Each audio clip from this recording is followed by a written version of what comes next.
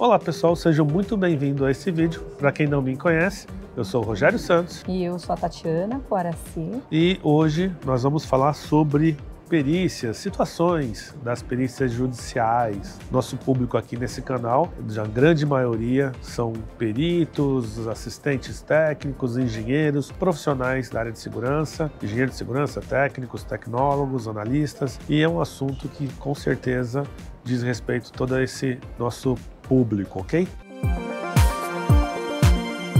Mas antes, se você caiu aqui de paraquedas, se inscreva no nosso canal, clique aqui nas notificações para ser informado dos vídeos novos. Todas as semanas, 2 vídeos novos sobre perícias judiciais na área de SST. E hoje vamos falar um pouquinho, estava conversando aqui com a Tatiana, sobre a respeito dessa questão que o perito judicial e o assistente, quando estão começando, ficam muito assustados com relação ao que é colocado na inicial. A petição inicial, para quem não sabe, é quando o reclamante, o advogado do reclamante, coloca lá todas as questões referente a onde ele trabalhou, pedindo uma indenização, seja por insalubridade, periculosidade e outras coisas mais relacionadas ao processo trabalhista. Isso é a inicial. E a contestação é o advogado da reclamada, ou seja, da empresa, onde ela coloca a defesa falando que não concorda, porque na verdade a área é salubre, por conta de tais e tais situações. Dito isso, vamos falar o seguinte: quando você está começando,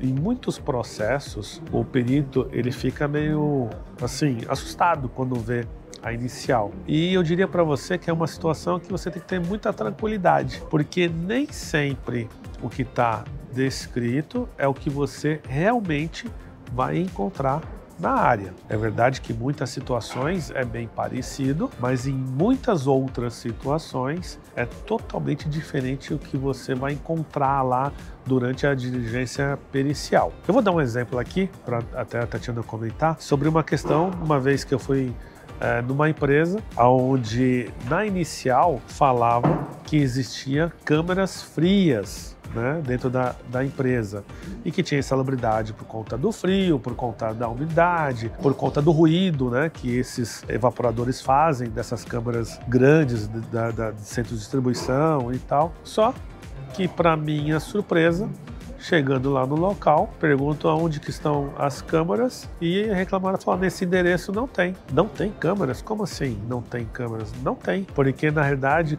o que tinha acontecido? O advogado ele tinha pegado de um outro processo, pensou que nesse local também tinha câmera, talvez não teve uma boa comunicação ali com o seu cliente, né, o reclamante. O fato é que realmente estava lá na inicial que tinha câmera e não tinha. Então é uma das inúmeras situações que acontece em iniciais e contestações também, onde é muito diferente da realidade do fato. Você concorda, Tatiana?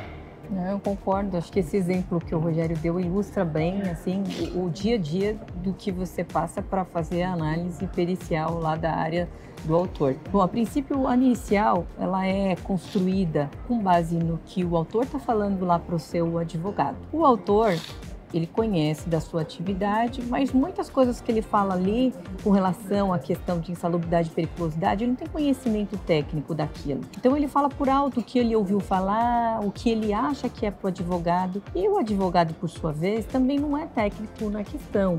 Ele é técnico na questão jurídica ali da defesa. E muitas vezes, baseando-se em outros processos que aconteceram daquela empresa, ele vai construir aquela inicial. Aquela inicial vai para a mão do perito, né? O perito vai analisar todos os documentos que estão nos autos, tanto a inicial quanto a contestação e todos os outros documentos relacionados. E aí chega na mão do perito um monte de relação com insalubridade, com periculosidade, quando tem. Algumas iniciais são mais explícitas, elas falam dos agentes, né? Falam, tinha exposição a agente físico que entrava em câmera, tinha exposição com lixo porque fazia limpeza de banheiro, com químicos tais, tem uns que até citam os nomes dos químicos, enfim, e tem outras iniciais que são mais diretas, elas falam assim: o autor se expunha à condição de insalubridade dos mais diversos agentes. Ponto. Na prática, o que cabe ao perito é o seguinte: analisar, quando você é designado para fazer a avaliação de insalubridade, de periculosidade, independente do que esteja explícito ali na inicial, você tem que analisar todos os anexos da NR15, todos os anexos da NR16. Tá? Então, obrigatoriamente, o seu laudo vai se fazer constar. Então, a sua perícia não se baseia no que foi ou não colocado lá na inicial.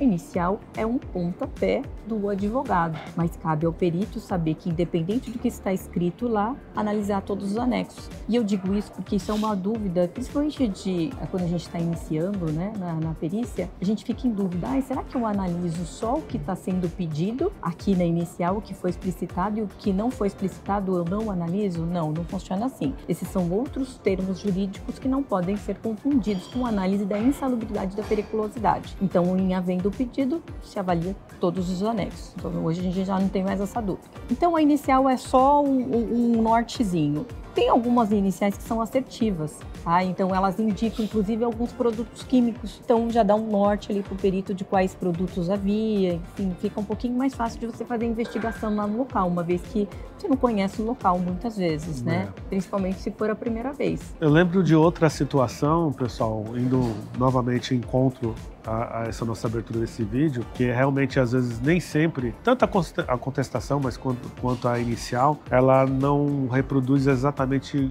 o que você vai encontrar lá na empresa. E muitas vezes é por isso mesmo que a Tatiana comentou, ou seja, o funcionário, o ex-funcionário, ele não tem totalmente o conhecimento técnico, então às vezes ele pode passar alguma informação errada no seu caso, o seu advogado. Um outro exemplo, eu lembro uma vez num banco, nós estávamos como assistentes, e o que acontece? Nessa unidade estava sendo pedido a periculosidade por conta de gerador. Justamente nessa unidade especificamente não tinha gerador. O ex-funcionário, ele se confundiu com uma máquina de self de refrigeração que ficava no andar superior e realmente ficava trancado, fazia um certo barulho e, na realidade, o reclamante achava que tinha um gerador ali e, consequentemente, armazenamento de inflamável, né, para poder o gerador funcionar. E não tinha, era só uma máquina self. Então foi uma surpresa para o perito, né, porque tinha um pedido lá e, na verdade, a situação era uma outra totalmente diferente. Por isso que eu falo,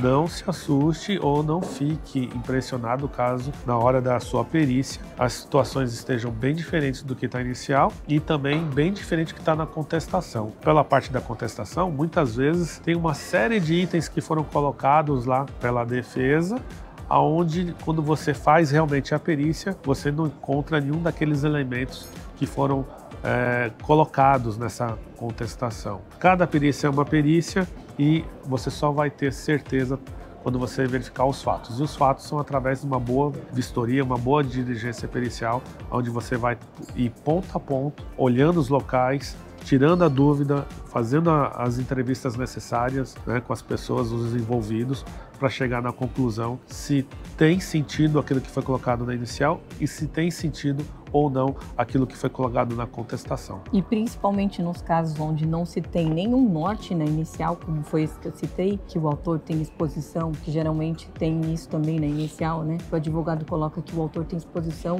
à insalubridade por diversos agentes, enfim, tem tudo e não tem nada, né? O principal ponto de partida é a partir da descrição da atividade. O que o autor fazia? Qual que era o setor? Então ali já vai estar descrevendo para a gente o universo do risco, o cenário que ele tem, para a gente avaliar se tem ou não risco e se é ou não cabível dentro de algum anexo ali da NR15. E, geralmente esses anexos serão restritos, né? Questão mais do calor, do frio, do biológico, da vibração, enfim, não são nem tantos anexos assim no final das contas, né? Com certeza. Pessoal, espero que vocês tenham gostado dessa dica aí.